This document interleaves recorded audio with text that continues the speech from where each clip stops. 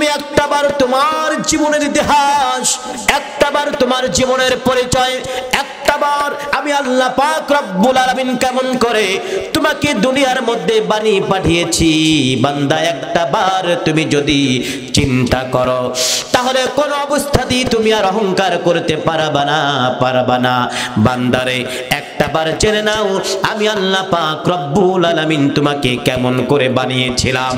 হাল আতা আলাল ইনসানি হিনুম মিনাদ-দাহরি লাম ইয়াকুন শাইআম মাযকুরা। আল্লাহ তাআলা বলছেন শোনো, হাল আতা আলাল ইনসানি হিনুম মিনাদ-দাহর, মানব জিন্দেগিতে মানুষের জীবনে এমন কি একটা সময় ছিল না যখন নিজের ব্যাপারে সে পরিচয় দেওয়ার মতো কোনো কিছু তার জীবনের মধ্যে ছিল না। অতঃপর আমি আল্লাহ সুবহানাহু ওয়া তাআলা তার কোনো অ্যাপ্লিকেশন ছাড়া, তার কোনো আবেদন ছাড়াই আমি আমার একান্ত দয়ায় আমার বান্দাকে কি করলাম, ইন্না খলাকনাল ইনসানা মিন নুতফাতিন আমশাজিন নাবতালি। আমি আল্লাহ সুবহানাহু ওয়া তাআলা আমার বান্দাকে দয়া করে ছোট্ট এক বিন্দু শুক্র থেকে, ছোট্ট এক বিন্দু পানি থেকে, নাপাক পানি থেকে আমি আল্লাহ সুবহানাহু ওয়া তাআলা আমার বান্দাকে তোমাকে তিল তিল তিল তিল করে তোমার মায়ের গর্ভে আমি বড় করেছি। জোরে বলুন সুবহানাল্লাহ। আল্লাহ রাব্বুল আলামিন বলেন, বান্দারা শোনো, কেমন করে তুমি অহংকার করবা না, অথবা কি তোমার পরিচয় জানিয়ে তুমি দুনিয়ার মধ্যে অহংকার করতে পারো। আল্লাহ রাব্বুল আলামিন বলেছেন, বান্দারে আমি আল্লাহ তাআলা তোমার মায়ের কনসেপ্টের মাধ্যমে তোমার মায়ের পেটের ভিতরে তিল তিল তিল করে বানালাম। অতঃপর 10 মাস 9 মাস অথবা 10টা মাস যখন হয়ে গেল, নির্দিষ্ট সময়ে যখন হয়ে গেল, আমি আল্লাহ পাক রব্বুল আলামিন তোমার মায়ের পেট থেকে আমি তোমাকে দুনিয়ার মধ্যে পাঠালাম। এ বান্দা জেনে নাও, যখন দুনিয়ার মধ্যে তুমি আসলে তখন অবস্থা তোমার এমন ছিল, লা তালামুনা শাইআ।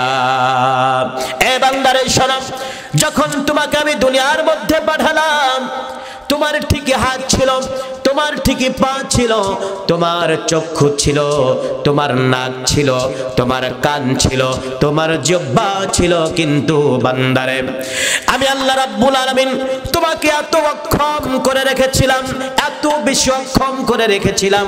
এ বান্দারে তোমার পা থাকতেও কিন্তু তুমি সাথে সাথে জমিনের মধ্যে আসার পর তুমি দৌড়াতে পারতে না।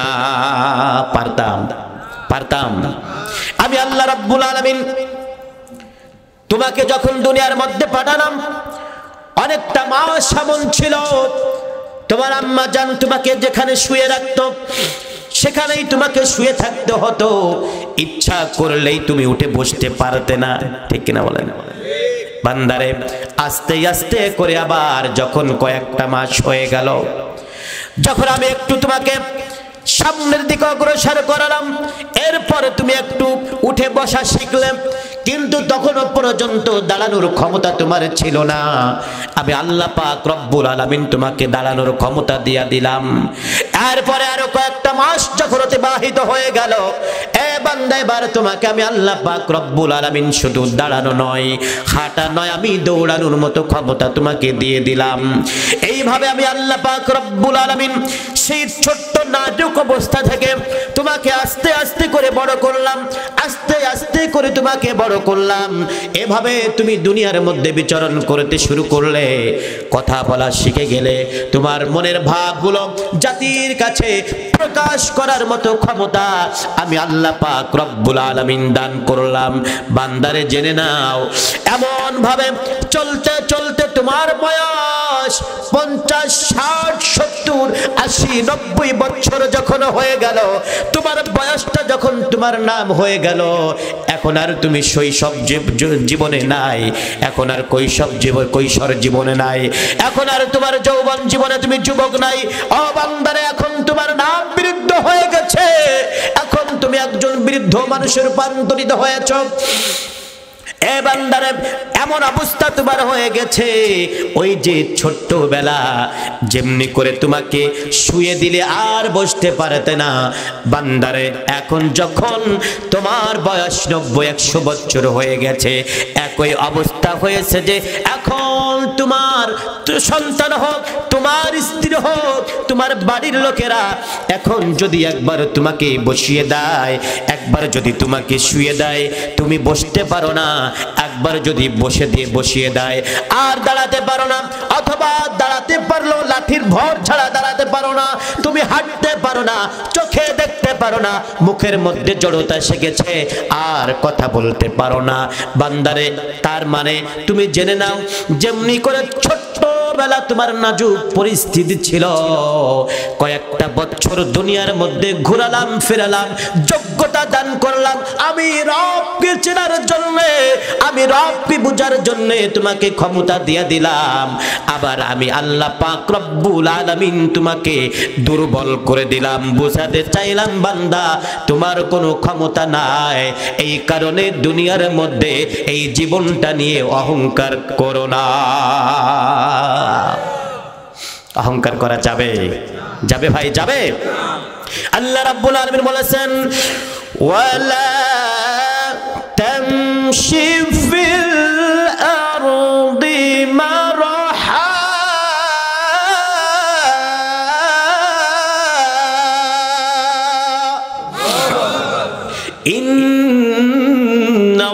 ইন্নাল্লাহা লা ইউহিব্বু কুল্লা মুখতালিন ফখুর। আল্লাহ রাব্বুল আলামিন বলেছেন, এ বান্দারে খবরদার, খবরদার, দুনিয়ার মধ্যে যতদিন চলবা কোনো অবস্থাতে দাম্ভিকতা দেখাবা না। অবশ্যই বান্দা দুনিয়ার মধ্যে যদি কোনো বান্দা দাম্ভিকতা দেখায়, অহংকার করে চলে, জেনে নাও অহংকারকারীকে আল্লাহ পাক রব্বুল আলামিন পছন্দ করেন না, ঠিক কিনা? এই কথা আপনাদেরকে মেনে রাখতে হবে। আল্লাহ পাক রব্বুল আলামিন যদি কোনো বান্দাকে পছন্দ না করেন, বলুন তো ওই বান্দা কখনো জান্নাতে যেতে পারবে নাকি? যেতে পারবে? যেতে পারবে? পারবে না। সুতরাং 1 নম্বর গুণ হবে, যতদিন পর্যন্ত দুনিয়ার মধ্যে আমরা থাকব, আল্লাহ রাব্বুল আলামিন যে কথা বলেছেন, আল্লাযীনা ইয়ামশুনা আলাল আরদি হাওনা, এ বান্দা যতদিন পর্যন্ত থাকবে পৃথিবীতে, খবরদার, খবরদার, নম্রভাবে ভদ্রভাবে থাকবে, চলবে দুনিয়ার মধ্যে, কোনো মানুষের সাথে কোনো অশোভনীয় আচরণ করবে না, তবেই আমি রবের বান্দা হতে পারবে, আর তুমি জান্নাতের দিকে অগ্রসর হতে পারবে। জোরে বলি সুবহানাল্লাহ।